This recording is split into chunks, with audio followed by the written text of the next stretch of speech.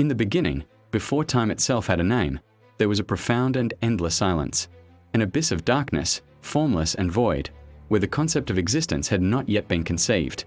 Imagine an ocean of nothingness, vast, deep, and without a single ripple. But within this infinite quiet, a thought stirred. A will, powerful and absolute, prepared to speak. And then, a voice, like the sound of many waters, echoed through the void, shattering the silence and bringing forth the first dawn of reality. Let there be light. And there was light. Not the light of a sun or a star, for they were not yet made. This was a pure, primordial brilliance, a divine essence that separated itself from the darkness. The darkness was not destroyed, but given its own place, its own name, night. And the light was called day. And so, the rhythm of time began its first pulse. The evening and the morning were the first day. A universe born from a single command, a testament to a power beyond comprehension. The nascent universe was a swirling chaos of light, darkness, and water. A great, formless expanse of waters covered everything. It was a world without a sky, without a horizon. On the second day, the divine voice spoke again, bringing order to this watery chaos. Let there be a firmament in the midst of the waters, and let it divide the waters from the waters. A great expanse, a majestic vault, began to stretch across the cosmos. Imagine a colossal, invisible dome arching over the world, pushing the waters upward, separating them from the waters below. This vast expanse was called heaven. It created a breathtaking new space, a celestial canopy that would one day hold the stars. Below this magnificent sky, the waters churned, now contained, awaiting their next command. The creation of the sky was not just an act of separation, it was an act of preparation, setting the stage for the world that was to come. And the evening and the morning were the second day. The world was now a great ocean beneath a vast sky, but it was not yet a home. On the third day, a new command was given, a powerful decree that would forever shape our planet. Let the waters under the heaven be gathered together unto one place, and let the dry land appear. And it was so.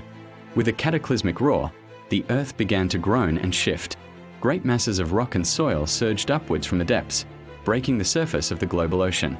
Mountains tore through the water, their peaks reaching for the new sky. Continents formed, vast and rugged, their coastlines carved by the receding seas. The waters, once covering everything, were now gathered into mighty oceans and deep seas. The dry land was called earth, and the gathering together of the waters was called seas. But the work of this day was not yet finished. The voice spoke again, "Let the earth bring forth grass, the herb yielding seed, and the fruit tree yielding fruit." Instantly, the barren lands were transformed. A carpet of vibrant green spread across the plains. Tiny seeds sprouted, unfurling into a dazzling array of plants. Flowers of every color bloomed, and towering trees reached for the light, their branches heavy with fruit. Life, in its first, verdant form, had arrived. The earth was no longer just rock and water, it was alive. And the evening and the morning were the third day. The new world was green and vibrant, but it existed in a cycle of primordial light and darkness. The rhythm was there, but the orchestra was incomplete. On the fourth day, the heavens themselves were filled with splendor. The command went forth, "Let there be lights in the firmament of the heaven to divide the day from the night, and let them be for signs, and for seasons, and for days and years." And in an instant of celestial artistry, the cosmos was set ablaze. A great light, a blazing orb of magnificent fire, was set in the sky to rule the day. We call it the sun. Its golden rays poured down, warming the earth and giving energy to the new plant life. Then, a lesser light was created to rule the night, a silvery, gentle orb that we know as the moon.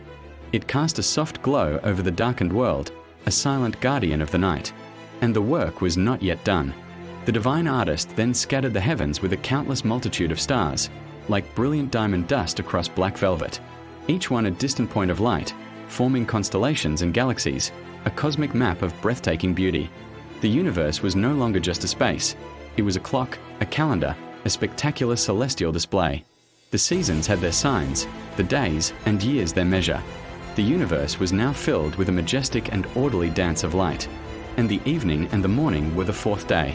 The world was beautiful, a perfect stage of land, sea, and sky, illuminated by the sun, moon, and stars. But it was a silent stage. The air was still, and the seas were quiet. On the fifth day, this silence was broken by the symphony of life. A new decree was spoken, one filled with creative energy. Let the waters bring forth abundantly the moving creature that hath life, and fowl that may fly above the earth in the open firmament of heaven. The oceans, once empty, suddenly teemed with life. From the smallest shimmering fish to the great leviathans of the deep, the waters churned with a magnificent diversity of creatures. Schools of fish moved like living clouds of silver and gold. Whales, enormous and graceful, began to sing their deep, resonant songs in the abyssal depths. The seas were no longer just water, they were a living, breathing kingdom. At the same time, the skies were filled with a new kind of wonder. Birds of every shape and size took to the air. Eagles with majestic wingspans soared on the thermal currents, their sharp eyes scanning the world below. Flocks of smaller birds painted the sky with color and filled the air with a chorus of song. Life was now in the water and in the air, a vibrant, moving masterpiece. And to these new creatures, a blessing was given. Be fruitful and multiply, and fill the waters in the seas, and let fowl multiply in the earth. And the evening and the morning were the fifth day. The seas and skies were now full, but the vast continents remained empty, a beautiful but unpopulated landscape. The grand crescendo of creation was approaching. On the sixth day, the divine focus returned to the land. Let the earth bring forth the living creature after his kind, cattle, and creeping thing, and beast of the earth after his kind. And the land, which had been waiting silently, erupted with life. From the forests emerged powerful bears and graceful deer. Across the plains, great herds of bison and swift gazelles began to run. In the jungles, lions with mighty roars established their kingdoms, and clever monkeys swung from the trees. Every corner of the earth, from the highest mountain to the deepest cave, was filled with creatures, each perfectly suited to its home. The world was now a bustling, thriving ecosystem. But the ultimate creation was yet to come. Then, in a moment of profound intention, came the words, "Let us make man in our image, after our likeness." And from the dust of the ground, the first human was formed. Life was breathed into him, and he became a living soul, Adam. And from Adam, Eve was created, a companion, a partner. Humanity was born. They were not just another creature, they were made in the divine image, given dominion over the fish of the sea, the fowl of the air, and every living thing that moves upon the earth. They were to be stewards of this perfect world. And the evening and the morning were the sixth day. The work was finished. The universe, once a formless void, was now a masterpiece of cosmic order and vibrant life. The darkness had been given its place, the light its reign. The sky arched over a world of continents and oceans, all teeming with an incredible diversity of creatures. And at the pinnacle of it all stood humanity, the stewards of creation. On the seventh day, there were no new commands. There was no more forming or making. On this day, God rested, not because of weariness, but in satisfaction. The divine artist stepped back to behold the finished work. Everything that had been made was observed, and it was declared not just good, but very good. The harmony was perfect. The balance was exact. The beauty was complete. This day was blessed and sanctified, set apart as a day of rest, a memorial to the magnificent act of creation.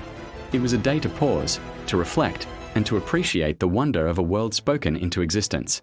The 7 days were complete, a story of darkness transformed into light, chaos into order, and emptiness into abundant, glorious life. This is the story of our beginning. Thank you for watching. Don't forget to like and subscribe for more journeys into the stories that shaped our world.